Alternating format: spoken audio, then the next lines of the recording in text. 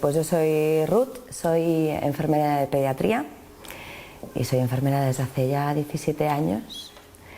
Y mi primera experiencia en oncología pediátrica fue hace 16, como personal de sustitución, cubriendo bajas, vacaciones y demás.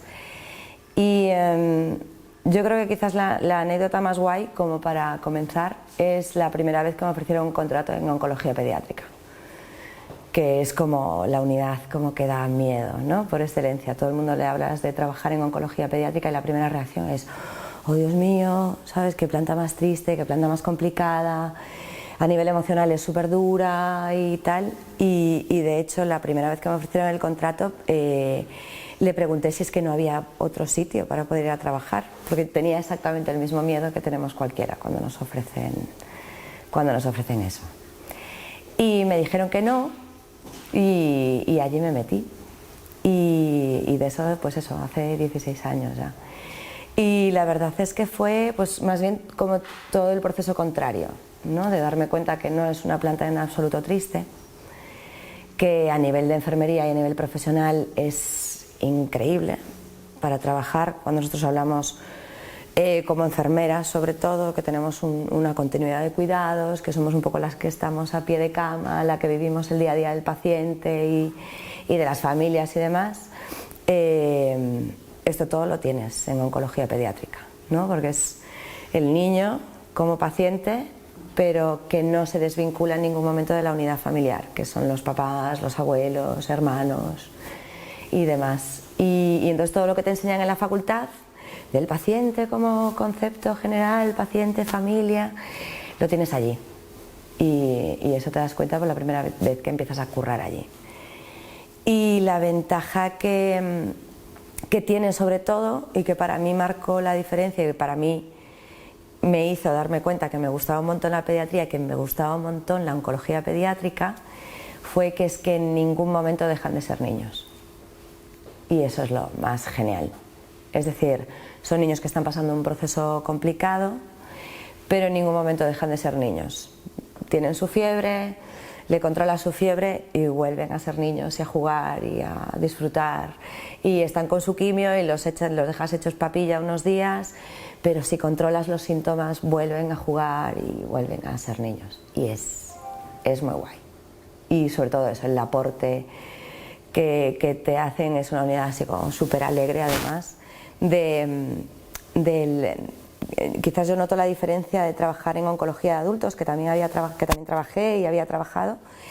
El concepto de enfermedad que puede tener un final no tan agradable. El niño no tiene esa percepción, con lo cual para ellos tiene un inicio y posiblemente tenga un fin, pero es como la vivencia día a día y nosotros estamos como meros acompañantes o catalizadores, ¿no? de eso. Y es muy guay, es muy guay. Eso, el apoyo que tienes a las familias, que al final también hay mucha gente que te pregunta, ¿no? Te dice, porque claro, tenéis que crearos como un escudo para no pasarlo mal, para no sufrir vosotras y demás, o cuando te dicen, bueno, porque es que ya estáis acostumbradas. Y eso es una falsedad total y absoluta. Nadie se acostumbra a ver pasar mal a un niño o a ver pasar mal a nadie, ¿no? A nadie nos gusta. Aprendes técnicas, lógicamente, para gestionarlo también. Te haces tu higiene también como persona para poder desconectar y poder apartar un poco eso. Pero cuando estás allí, estás al 100%. Y son niños que al final pasan a formar parte de tu día a día, ¿no? Los ves crecer, niños que te ingresan, pues que no hablan o no caminan y que aprenden a caminar en el hospital, que aprenden a hablar en el hospital, que sus primeras palabras son me vengo a poner plaquetas o la quimio y está. Sí, a nivel profesional es brutal y a nivel personal también, porque al final creas un vínculo con las familias, con los peques. Mola un montón eso. Yo tuve la experiencia de, pues hace 16 años, empezar a trabajar en esto y ver niños que yo traté, que son adultos ahora, que están súper bien, que están haciendo su vida y también te das cuenta de que te estás haciendo súper mayor. Sí, me pasó hace como un par de años, así que me encontré con el papá de un niño que yo había tratado hacía 15 años y de repente le digo, ostras, tal, fulanito, no sé qué, ¿cómo está? ¿Qué tal todo? Y me dice, muy bien, está en Barcelona viviendo con la novia. Y digo, ¿cuántos años tiene? Y dice, 25. Y digo, madre mía. Sí que te das cuenta que también nos hacemos mayores y que los niños que tú has tratado ahora son adultos, están haciendo su vida, tienen una vida absolutamente normal y está guay. ¿Qué aspectos cree que se pueden mejorar en el tratamiento y las condiciones del día a día de estos niños? Vale, lógicamente yo la unidad que conozco de oncología pediátrica es esta de aquí. Para mí, a ver, puntos que yo he visto durante mi paso en Oncope, por ejemplo, una unidad, nosotros nos aprovechamos mucho a nivel terapéutico del apoyo que hacen unas familias a otras, ¿no? Es decir, los papás, las familias en general, pasan un proceso de duelo estándar que pasa por una serie de fases: la negación, la ira, la negociación, la depresión y la aceptación, que además están así como establecidas y son súper evidentes, y nosotros nos deberíamos de aprovechar más a nivel terapéutico de las fases de cada familia. Entonces, para mí sería fundamental tener una zona de reunión y de estar para los papás y las familias, que se puedan tomar un café, que puedan en un momento dado desconectar, que si les apetece llorar, no tengan que llorar en un pasillo, que se puedan meter en una habitación con una privacidad, estar con alguien. Para mí eso es fundamental, o el simple hecho de poder prepararte un té, un café que a ti te apetezca en el momento que a ti te apetezca, un bocadillo o lo que quieras, pero sobre todo eso, como una zona como de reunión, de estar. Para mí eso me parece fundamental, parecería algo clave. Y después, para mí, como carencia, una unidad de hospitalización domiciliaria, sobre todo especializada en este tipo de niños.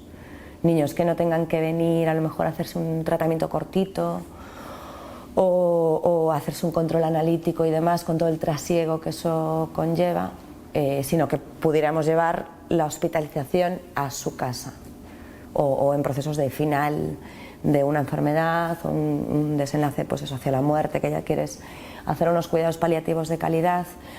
Por ejemplo, evitarles la necesidad de que lo tuvieran que hacer en el hospital, que lo pudieran hacer en su casa, con su familia, con sus juguetes, con sus hermanos. Para mí eso sería como la clave como para hacer que la unidad fuera redonda.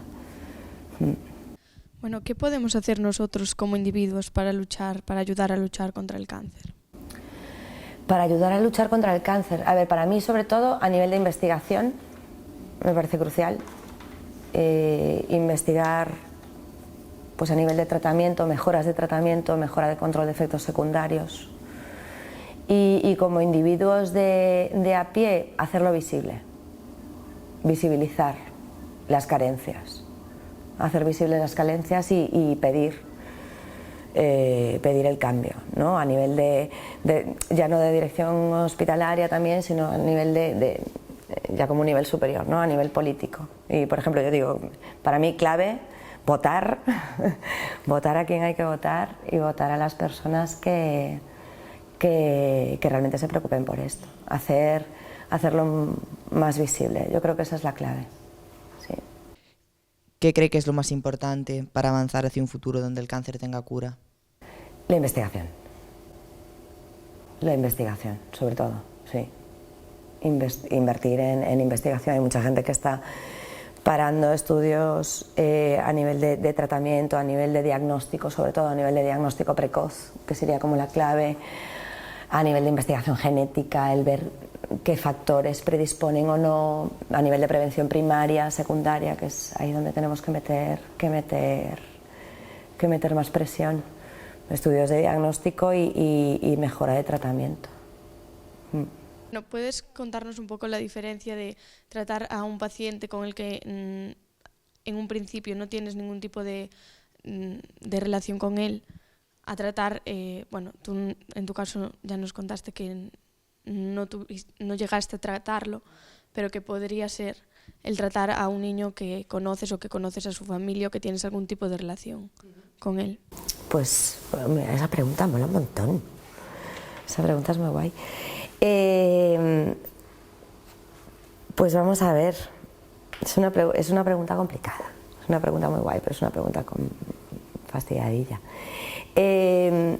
Yo, por ejemplo, para mí, clave, y que quizás es lo que más higiene me hace a mí personalmente a la hora de trabajar aquí, es que no soy madre. Que eso es algo fundamental. Yo creo que cambiamos la perspectiva, o yo lo veo, ¿no?, por compañeras que trabajaban, que después fueron madres, o que ya son madres, o tal. Yo no soy madre y no quiero serlo, además. No tengo instinto maternal. Entonces a mí quizás eso, por ejemplo, me ayuda un montón en el manejo y el trato con los niños críticos o con los niños en situaciones más complicadas. Y también mejora mi comunicación con ellos, porque no me ven como un referente maternal. Yo siempre digo que me comunico mucho mejor con los niños que con los adultos. Y a nivel de trato, tú cuando conoces a unos papás o a un niño durante un proceso de tratamiento, la relación también está un poco en torno a eso, ¿no? Es decir, tú no dejas de ser un profesional que, por muy buena relación que tengas, estás vinculado en un proceso, ¿no?, en un proceso de enfermedad y de salud en un futuro, ¿no?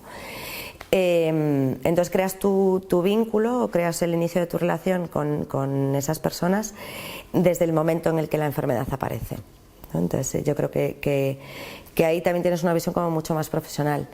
En el caso de Vero y Jorge e Iván, yo los conocía antes del diagnóstico. O sea, el padre de Iván y yo nos conocemos desde hace más de 20 años, 20 y pico años, y Vero y yo pues nos conoceremos pues desde hace 20 años, y Iván pues desde que nació.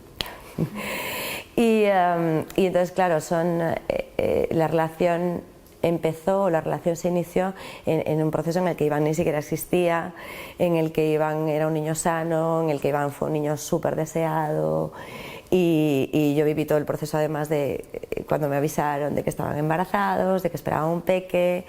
Yo viví los primeros años de Iván como muy de cerca, porque al final tengo una relación así como muy cercana con ellos, y de repente me vi como en un lado en el que nunca me había visto, implicarme en el diagnóstico de alguien que a mí realmente me importaba, y el ponerme un poco en el lado de los papás, que son colegas, y justo además con la casualidad de que a mí me cogió fuera. Entonces fue como el megadrama, en plan de no estoy ahí para apoyarlos y para estar con ellos todo el tiempo y explicarles cómo va a ser,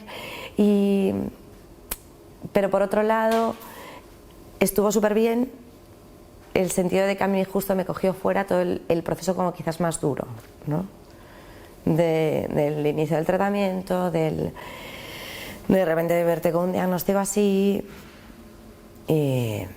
Sí, yo viví como después, ¿no?, como el post-tratamiento, ya ese tratamiento de mantenimiento que hace mucho a nivel ambulatorio. Estuvo muy guay también eso, que a nivel profesional tuvieran una colega, amiga, familia a que poder llamar y decir, oye, pues Iván empezó con esto, pues no sé si darle a esta hora o esta otra, o tiene esto, no sé si ir a urgencias o no, o verlo ahora, ¿sabes? Le van a quitar el reservorio y ves como...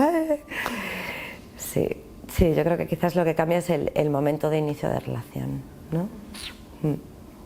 ¿Cómo me lío? Madre mía. Trabajas ahora en la unidad de urgencias pediátricas.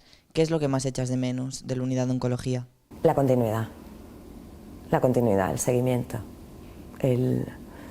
Nosotros en urgencias al final pones tiritas, ¿no?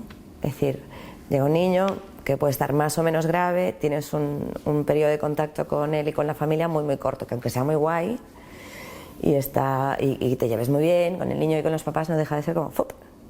No tienes una continuidad, no sabes si el niño va mejor, peor, una vez que pasa planta. Así que hay niños que preguntas arriba a tus compis, tal, oye, el otro que mandé del otro día, ¿qué tal está? O me quedé ahí como rayada, no sé, titi. Pero la continuidad, yo es lo que más echo de menos. El verlos como crecer.